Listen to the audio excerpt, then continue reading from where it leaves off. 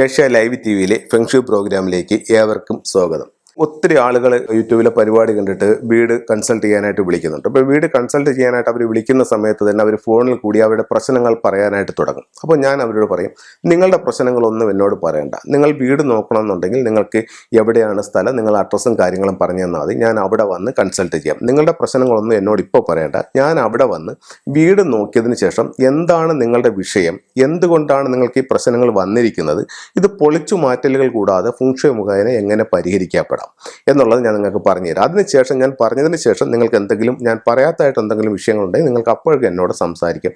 ഇപ്പം നിങ്ങളൊരു കാര്യം എന്നോട് പറഞ്ഞിട്ട് ഞാൻ നിങ്ങളുടെ വീട്ടിൽ വന്ന് അത് തന്നെ തിരിച്ച് നിങ്ങൾ അവിടെ അങ്ങോട്ട് പറഞ്ഞിട്ട് കാര്യമില്ലല്ലോ. അപ്പം നിങ്ങളുടെ പ്രശ്നങ്ങൾ എൻ്റെ അടുത്ത് പറയണ്ട. കാരണം ഈ സയൻസ് എന്ന് പറഞ്ഞാൽ അത്രത്തോളം വളരെ കറക്റ്റ് ആയിട്ടുള്ള സത്യസന്ധമായിട്ടുള്ള ഒരു ശാസ്ത്രമാണ് ഇതെന്ന് പറയുന്നത്. അപ്പോൾ നമുക്കൊരു വീടിൻ്റെ കറക്റ്റായിട്ടുള്ള, ഇപ്പോൾ ഒരു വീട്ടിൽ ചെന്ന് വീട് പണി കഴിപ്പിച്ച വർഷം ഏതെന്നെടുക്കും. അപ്പോൾ എന്ന് പറഞ്ഞു കഴിഞ്ഞാൽ ഇപ്പോൾ പുതിയ വീട് വെച്ചതുകൊണ്ട്, പഴയ വീട് വെച്ചതുകൊണ്ട് 20 വർഷം 25 വർഷം ഒക്കെ പഴക്കമുള്ള ഇതുണ്ട്. അപ്പോൾ ഫെങ്ഷു പ്രകാരം നമ്മൾ ഏത് പീരീഡിലാണ് ഈ വീട് വെച്ചിരിക്കുന്നത് എന്നുള്ളതെടുക്കും. അപ്പോൾ അതിൽ പിന്നെ ഓരോ 20 വർഷങ്ങൾ കൂടുമ്പോഴും പ്രകൃതിക്കൊരു മാറ്റം ഉണ്ടാകുമെന്നാണ് ഫെങ്ഷുയിൽ പറയുന്നത്. 1964 ഫെബ്രുവരി തൊട്ട് 1984 ഫെബ്രുവരി വരെ വെച്ചാക്കുന്ന വീടുകൾ അത് പീരീഡ് 6 എന്ന് പറയുന്ന ഒരു കാറ്റഗറിയിൽ വരുന്നതാണ്. അപ്പോൾ അത് ഏത് പീരീഡ് ആണെന്നുള്ളത് നമുക്ക് അതിൽ നിന്ന് കിട്ടും. അപ്പോൾ അവർ അതല്ല, ഞാൻ 2000 വെച്ച വീടാണ്. 2000 വെച്ച വീടാണെങ്കിൽ 1984 മുതൽ 2004 വരെ ആ ഒരു 7th പീരീഡിനകത്ത് വന്നിരിക്കുന്ന വീടാണ്. അപ്പോൾ ആ ഒരു 7 എന്നുള്ള കണക്ക് അവിടെ കിട്ടും. അതല്ല, ഞാൻ 2010 വെച്ച വീടാണ്. 2010 വെച്ച വീടാണെങ്കിൽ 2004 മുതൽ ഇപ്പം നടന്നുകൊണ്ടിരിക്കുന്ന 2024 വരെയുള്ള 8th എന്ന് പറഞ്ഞ പീരീഡിൽ വെച്ച വീടാണ്. അപ്പോൾ ആ വീടിൻ്റെ ഏത് പീരീഡ് ആണെന്നുള്ളത് നമുക്ക് അവിടെ നിന്ന് കിട്ടി. അത് കഴിഞ്ഞിട്ട് വീട് ഫേസ് ചെയ്യുന്നത്, ഇപ്പോൾ വീട് ഫേസ് ചെയ്യുന്നതെന്ന് പറഞ്ഞാൽ ഇപ്പോൾ ഒരു ഉദാഹരണത്തിന് ഇപ്പോൾ കിഴക്കോട്ട് ദർശനമുള്ള ഒരു വീടാണ്. കിഴക്കോട്ട് ദർശനമുള്ളൊരു വീടാണ്. പക്ഷെ അതിൻ്റെ ആ മെയിൻ റോഡ് നിൽക്കുന്നതെന്ന് പറഞ്ഞു കഴിഞ്ഞാൽ സൗത്തിലാണെന്നുണ്ടെങ്കിൽ അതിന് അവിടുത്തെ എനർജിയും മറ്റുള്ള കാര്യങ്ങൾ നോക്കി കഴിയുമ്പോഴത്തേക്ക് ചിലപ്പോൾ സൗത്ത് ആയിരിക്കും ഈ വീട് ഫേസ് ചെയ്യുന്നത്. ആ വീട്ടിൽ ചെന്നാലേ നമുക്ക് അതിൻ്റെ കറക്റ്റായിട്ടുള്ള ഇത് കിട്ടത്തുള്ളൂ. അപ്പോൾ വീട് എങ്ങോട്ടാണോ ഫേസ് ചെയ്യുന്നത് അതിൻ്റെ ഡിഗ്രി എടുക്കണം. അപ്പോൾ നമുക്ക് 2 കാര്യങ്ങളായി. ഒന്ന്, ആ വീട് പണി കഴിപ്പിച്ച പീരീഡ് ഏതാണെന്ന് കിട്ടി. 2 എന്ന് പറഞ്ഞു കഴിഞ്ഞാൽ നമുക്ക് അവിടെ നിന്ന് ഇട്ടുള്ള ഫേസിങ് ഡിഗ്രി കിട്ടി. ഈ 2ഉം കൂടെ എടുത്തിട്ട് ഇതിൻ്റെ ഒരു കണക്കുണ്ട്. ആ കണക്ക് ചെയ്തെടുക്കുമ്പോൾ നമ്മളത് ഒരു പേപ്പറിനകത്ത് 9 കോളങ്ങളായിട്ട് തിരിച്ചിട്ട് 8 ദിക്കുകൾ അതിനകത്ത് എഴുതും. South, north, west, east, south west, north east, south east, north west, അങ്ങനെ 8 ആയിട്ട് എഴുതി ഒരു ബ്രഹ്മസ്ഥാനം. എന്നിട്ട് നമുക്ക് ഈ കിട്ടിയ കണക്ക് ഉപയോഗിച്ചിട്ട് ഇതിലൊരു കണക്കുണ്ട്. ആ കണക്ക് ചെയ്തെടുക്കുമ്പോൾ ഇപ്പം ഞാൻ പറഞ്ഞു, ഓരോ സൗത്തിൽ 2 നമ്പർ വരും, സൗത്ത് ഈസ്റ്റിൽ 2 നമ്പർ വരും. അങ്ങനെ ഓരോ ദിക്കിലും 2 നക്ഷത്രങ്ങൾ. ഈ നമ്പറുകൾ എന്ന് പറയുന്ന നക്ഷത്രങ്ങളാണ്. 1 തൊട്ട് 9 വരെയുള്ള സംഖ്യകളിലാണ് ഈ നക്ഷത്രങ്ങൾ വരുന്നത്. അപ്പോൾ ഇതിപ്പോൾ അങ്ങനെ 2 നക്ഷത്രങ്ങൾ വീതം ഓരോ ദിക്കിലും വരും. എന്നിട്ട് നമ്മൾ ഇതിൻ്റെ പ്രധാന വാതിൽ എവിടെയാണെന്ന് നോക്കും. ഈ പ്രധാന വാതിൽ എവിടെയാണെന്ന് നോക്കുമ്പോൾ ഈ പ്രധാന വാതിൽ നമുക്ക് വന്ന് നിൽക്കുന്ന നക്ഷത്രം ഏതാണെന്ന് നോക്കും.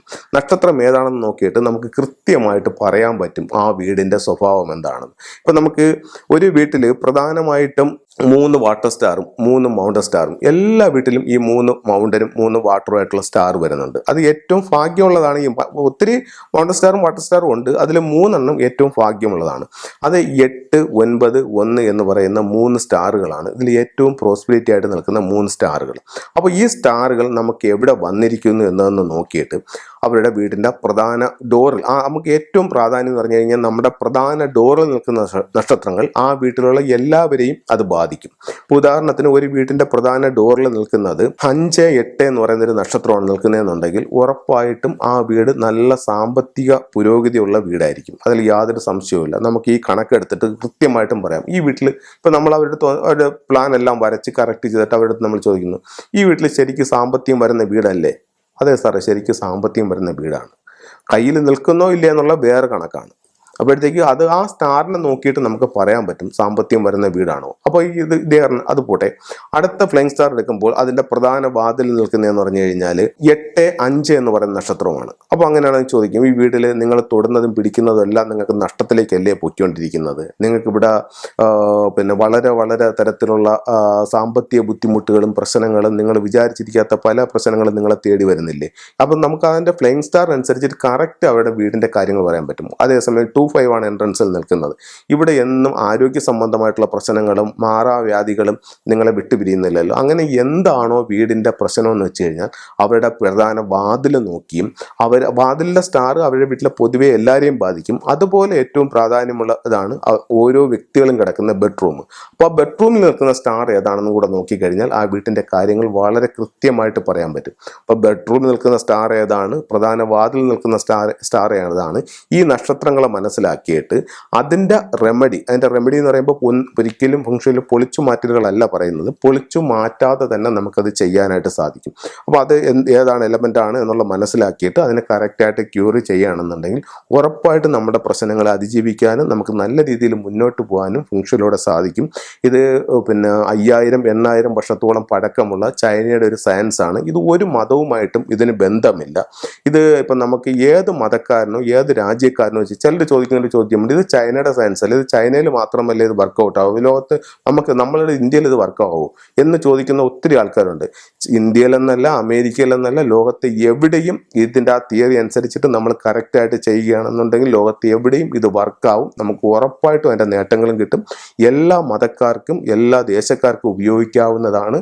വളരെ ഫാസ്റ്റായിട്ടുള്ള റിസൾട്ട് കിട്ടുന്ന ഒരു സയൻസാണ് ഫംഗ്ഷൻ.